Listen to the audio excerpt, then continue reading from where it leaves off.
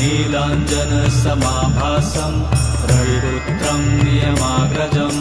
छायामार्तण्डसम्भुतं तं नमामि शनैश्चरम् नीलाञ्जनसमाभासं रविपुत्रं नियमाग्रजं छायामार्तण्डसम्भुतं तं नमामि शनैश्चरम् नीलाञ्जनसमाभासं रविपुत्रं नियमाग्रजं छायामार्तण्डसम्भुतं तं नमामि शनैश्चरम् नीलाञ्जनसमाभासं रविपुत्रं नियमाग्रजं छायामार्तण्डसम्भुतं तं नमामि शनैश्चरम् नीलाञ्जनसमाभासं रविपुत्रं नियमाग्रजं छायामार्तण्डसम्भुतं